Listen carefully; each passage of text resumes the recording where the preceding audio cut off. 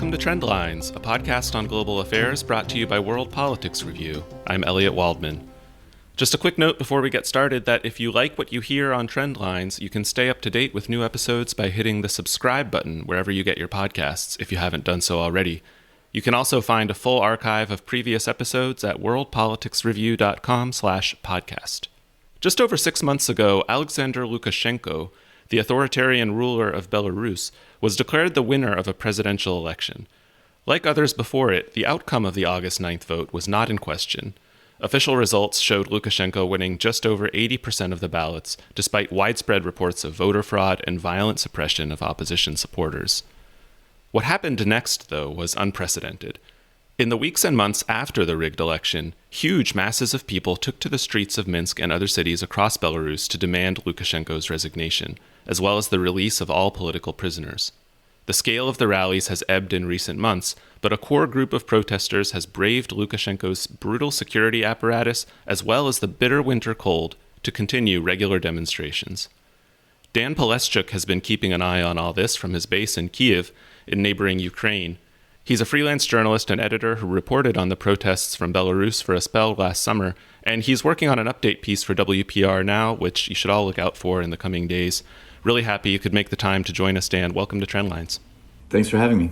It's been a while since the height of the protests, and they've kind of faded from the headlines recently. So maybe you could start by refreshing our memory about just how significant they were last summer, how historic they were, and perhaps maybe also talk about some of your experiences reporting from Minsk and what that was like.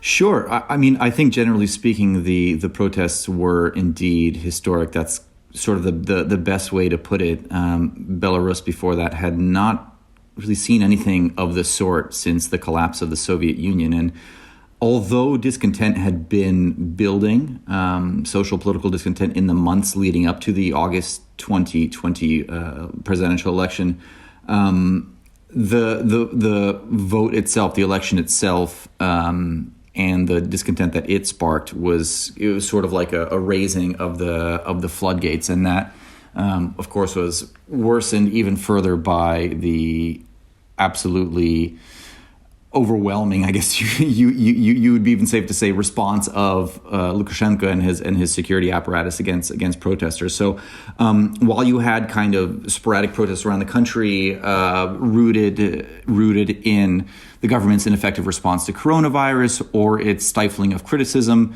again, sort of in the month and the spring leading up to the vote, once the election came along and people many Belarusians realized just how apparently clumsily Lukashenko had rigged the election, then that's what really kind of attracted so many more people to the streets across the country, particularly in Minsk. And the regime's response, once again, was to send out its very well-equipped, very well-disciplined, and very angry, frankly, security forces to quell these protests. And from that moment on, in the following weeks, you really kind of had this extremely dramatic standoff between this explosive opposition movement and the government. And for a little while there, at least in the immediate week or two following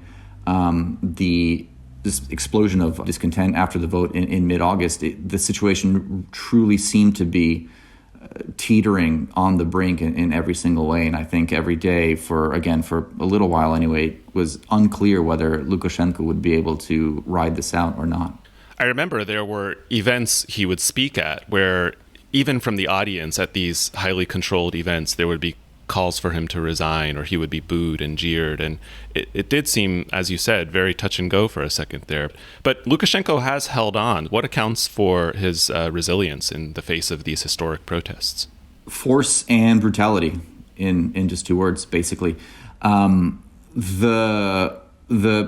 sheer repression that was unleashed by the riot police, by his regime in general, but specifically by riot police, was really staggering. And I unfortunately partied to it firsthand and kind of observed it, having gotten arrested myself for a short period, and spent some time in detention with Belarusian protesters.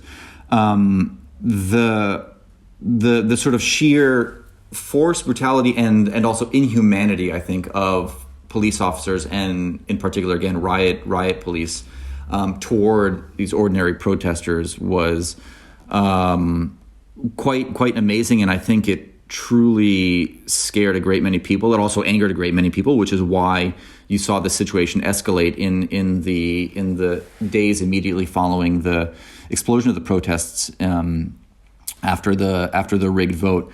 There were these revelations of hundreds and hundreds of incidents of beatings and tortures from within prisons and detention centers. Again, something that I witnessed firsthand. And this really galvanized a great many people and galvanized the country and horrified the country.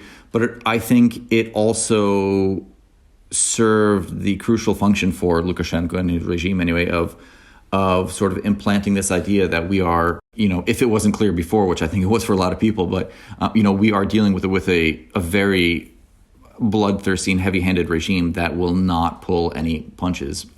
Literally, sad to say.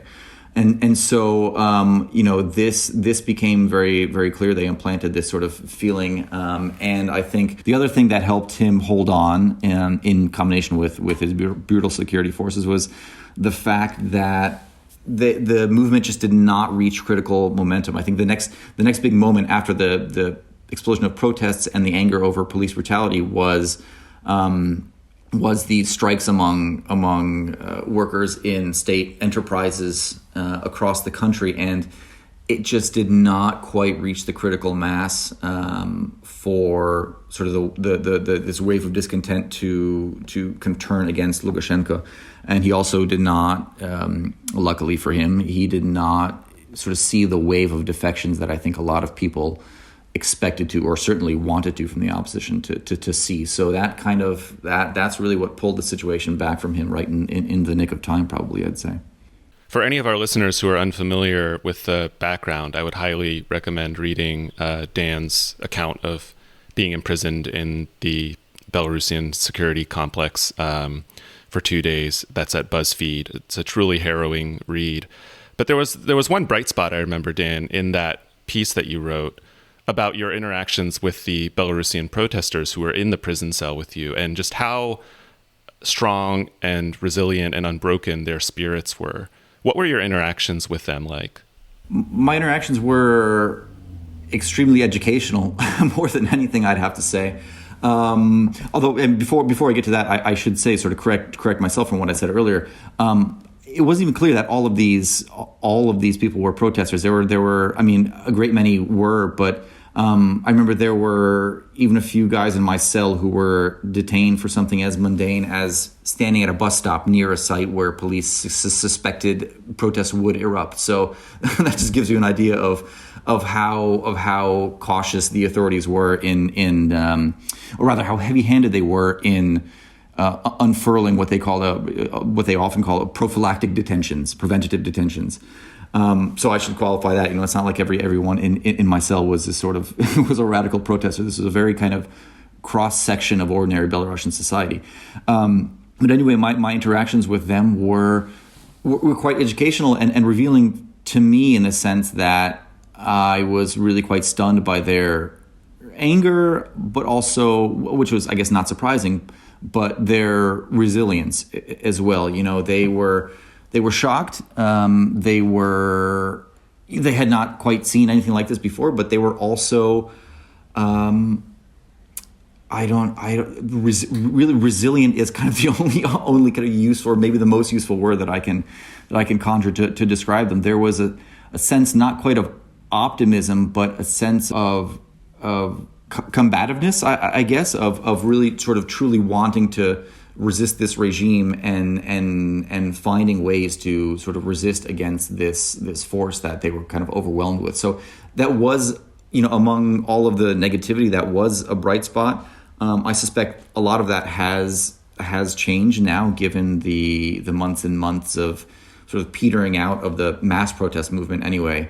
But certainly in those early days, there was this kind of this volatile mix of sort of shock, anger, but also a sense of resilience. Like, we need to topple this, regime, basically. So how have the protesters been using their time over the past few months, and what do they have in store going forward for the spring and the summer? Well, I think to a certain extent it's only natural, again, given the scale of repression that Lukashenko has resorted to on a regular basis. The protests have certainly died down since the late summer and early fall, when there were still kind of mass gatherings. That turned into sort of weekend gatherings, and now, by all accounts, it seems there definitely seems to be a steady presence of protests. Again, judging from afar on social media reports and whatever kind of reliable local media, a few reliable local media outlets one has access to. But these are all sort of localized, kind of neighborhood literally neighborhood protests, like people walking out in their sort of apartment blocks. Dozens at a time, just sort of chanting for freedom, chanting against Lukashenko or against the government, or generally in support of the opposition. And so you see kind of signs of these very scattered, localized protest movements. And I think that's probably down to, again, the amount of force that police have been able to and have been willing and able to deploy against protesters, and the idea that it's just simply difficult to sustain protest momentum. So going forward, it's kind of difficult to predict, as these things often are. The Opposition Coordinating Council, and of course the opposition leader in exile, Svyatlana Tikhonova, has pledged that new protests would be organized in March, I believe. Well, I believe that she pledged at least to have some sort of demonstration marking the anniversary of the Belarusian People's Republic, the pre-Soviet entity to which the sort of the present-day opposition movement connects itself with politically, ideologically. But we never know. It's really difficult to say, because Lukashenko has time and again not shied away from using force, and time and again not shied away from sort of promising basically to use force. So, I would not at all be surprised if there were new events planned for the spring, if we would see another round of showdowns. But then again, in some ways it's kind of only a month away. In other ways, it's still a long time away. So we'll see is the long and the short of it. I remember you wrote a piece for us in the run-up to the August elections, talking about Svyatlana Tikhonova, who's now exiled in Lithuania, and the kind of figure she is, the sort of unlikely leader of the opposition, sort of a housewife turned protest leader turned now exiled opposition leader. What kind of status exactly does she enjoy among the Belarusian protesters? Is she a unifying figure, or are there some protesters who sort of somehow don't really see her quite as their leader? What's your sense of that?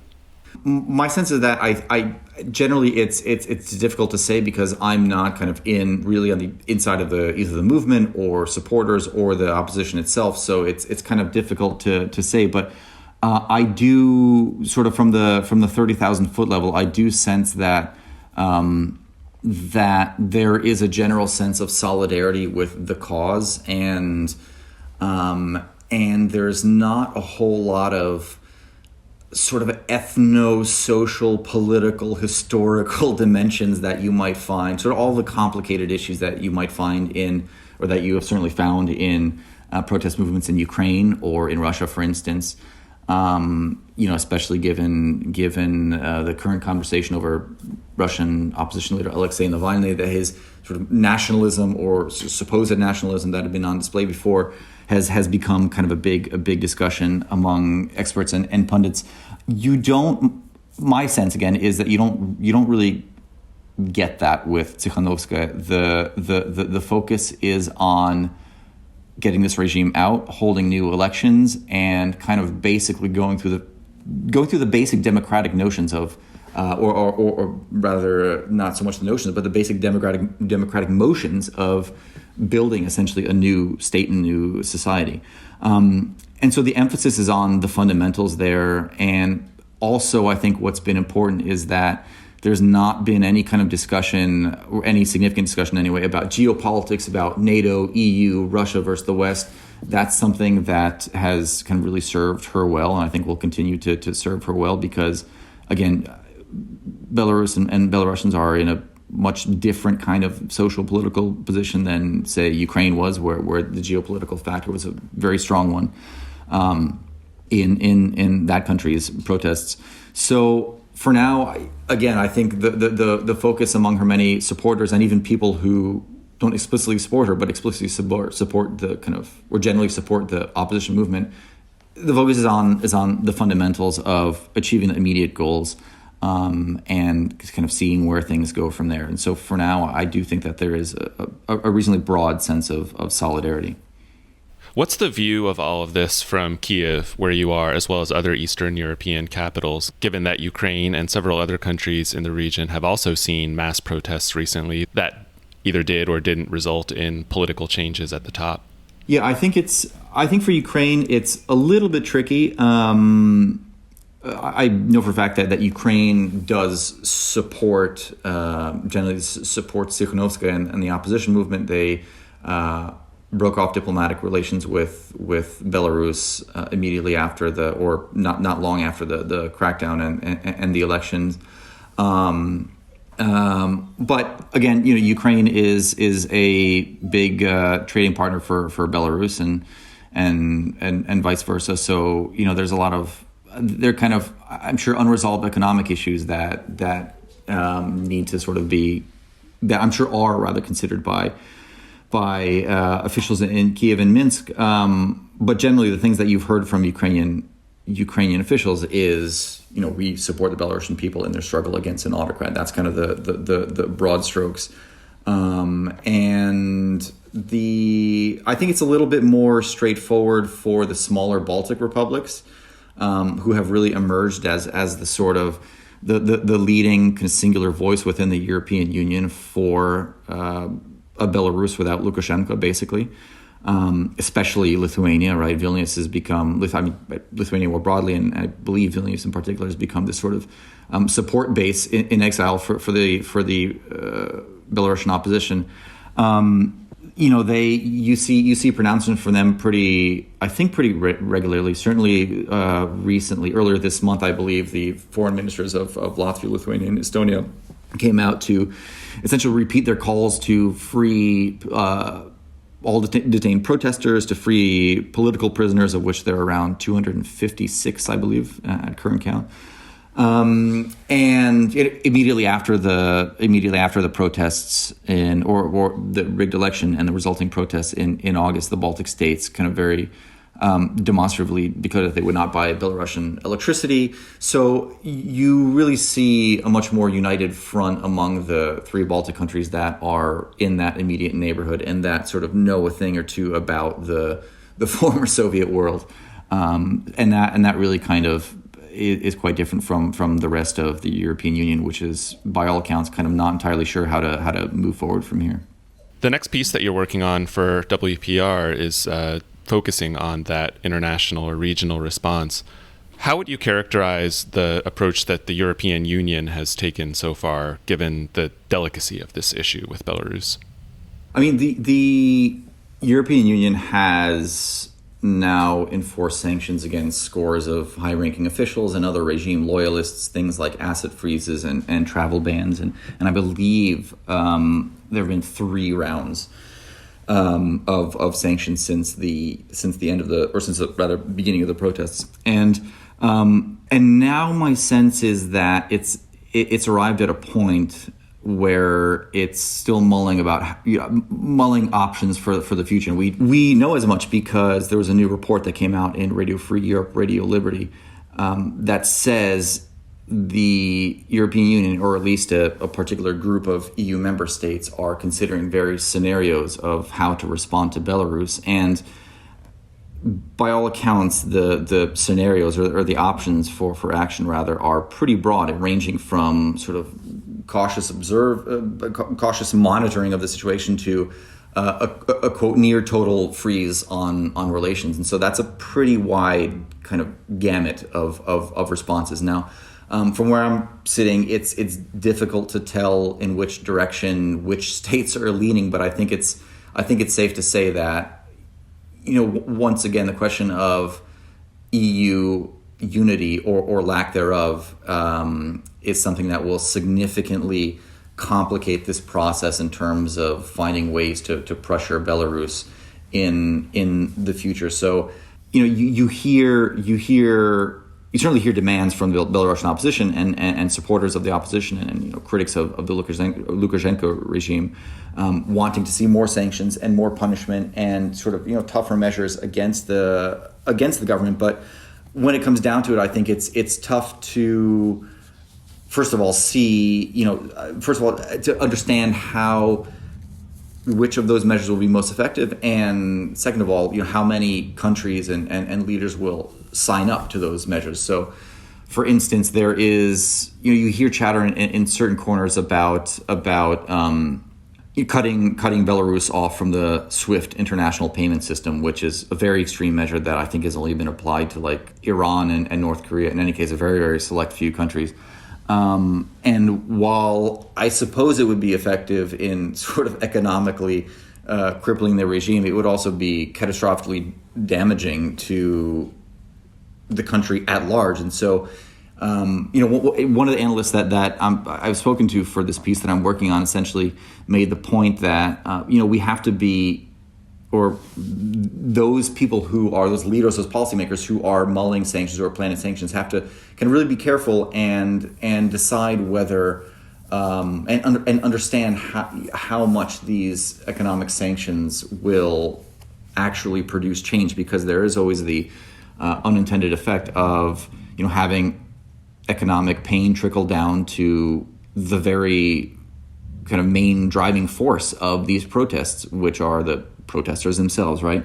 And if you've got people, again, according to this one analyst that I was speaking with recently, if you've got people who are more worried about finding alternate sources of income, for instance, because the economy has constricted even more, then they're probably not going to be taking to the streets as much as they had been or as much as they wanted to. So that's just one example. But it definitely will be, it remains unclear how aggressively the EU will continue pursuing measures and sanctions. And of course, this is something that the new Biden administration will also have to consider going forward. What does the view look like from Russia, given the long-standing yet often complex relationship that Vladimir Putin has with Lukashenko? I know that Russia offered to send its own security forces to help quell the protests at their height last summer. How has the Kremlin been positioning since then?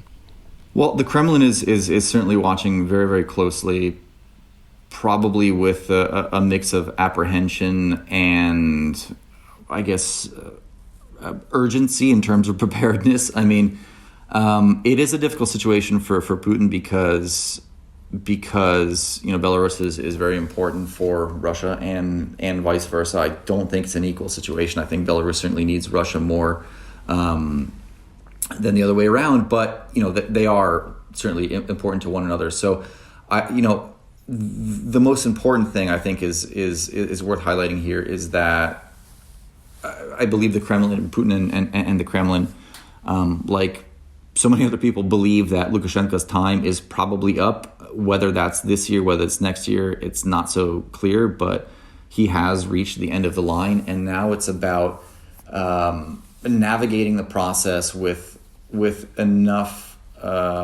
political acumen, I guess, or at least with enough sort of carefulness so as to not stoke more discontent in Belarus, and so as to also kind of install, again, in Moscow's case, ideal scenario, install someone who would be quite loyal or at least, friendly to the Kremlin. Lukashenko has really bounced back and forth in the past couple of years, especially as Russia helped ferment the crisis in Ukraine.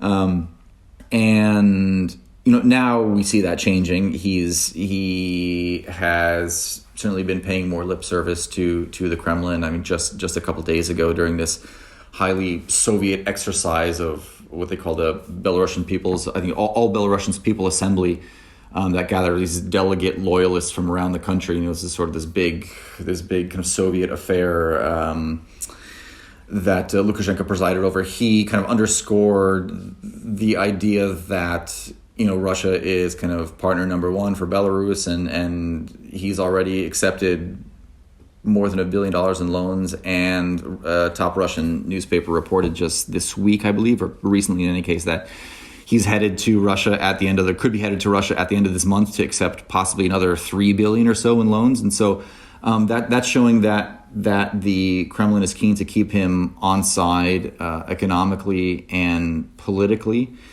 while also most likely, mulling different options. And now everyone's sort of waiting to see just how serious Lukashenko, and the Kremlin as well, I'm sure, is waiting to see just how serious Lukashenko is about these sort of half pledges that he's given out in recent days and weeks about moving toward constitutional reform, or sort of offering a new idea of a constitution next year, or this year rather, and voting early next year on it through a referendum. All these sort of unclear pledges. But for now, it's about, for Russia anyway, it's about keeping Lukashenko around, which means keeping Belarus afloat economically, alive economically long enough to find a workable backup option. And so that's sort of this delicate dance, I think, playing out between these two on again, off again allies, adversaries.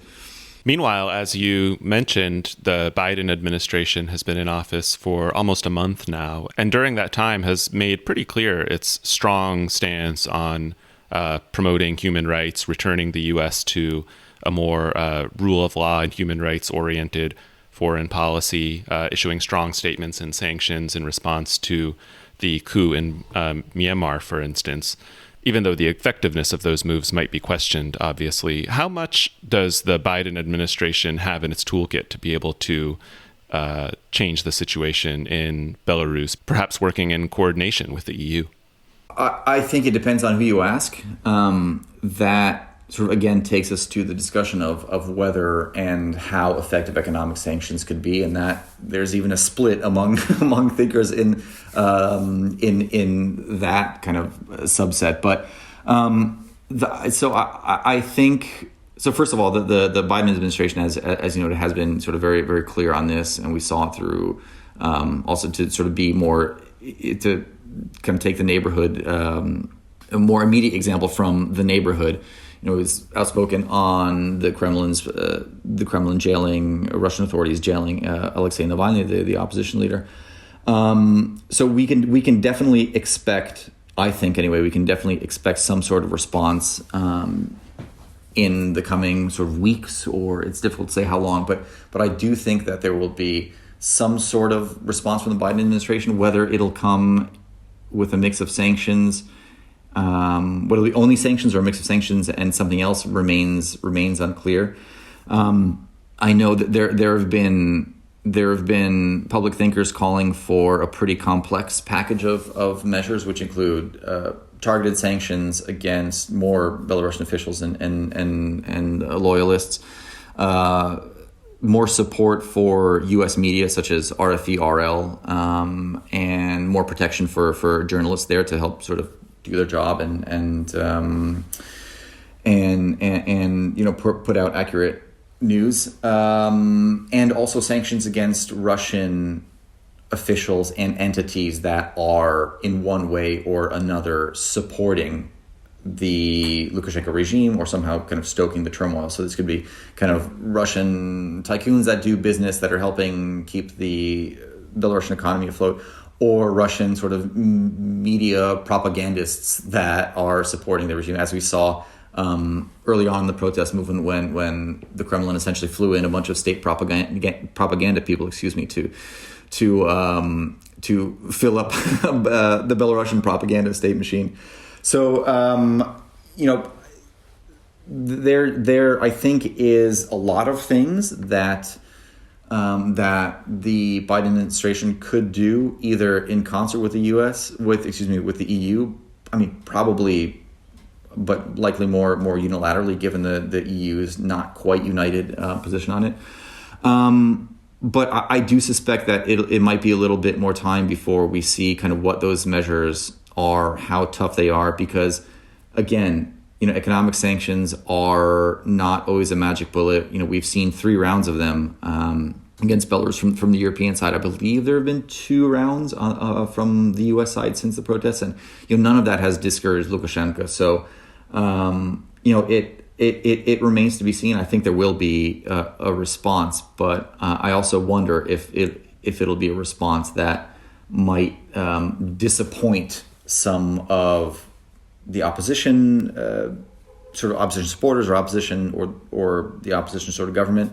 But one last thing I'd say that I think is probably pretty important, which is something that you also hear Belarus supporters say, that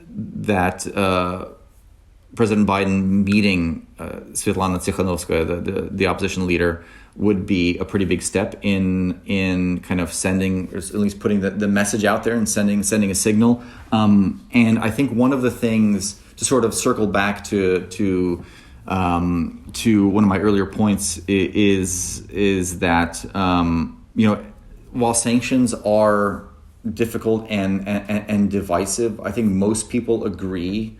Most sort of analysts, most opposition supporters agree that the more you keep Belarus in the news, on the agenda, in Brussels, in Washington, the more you send signals, the better it'll be. I mean, it doesn't have this sort of perception of being as effective as sanctions or other sort of political punishment, but I think you do hear from a lot of people that the more Belarus is talked about simply in the halls of Congress or, again, Brussels, the more foreign dignitaries and leaders Tikhonovskaya, the leader, meets, the more you get public officials and leaders to sort of either utter her name or recognize her, or generally agree that there is a problem in Belarus and that it has to be solved.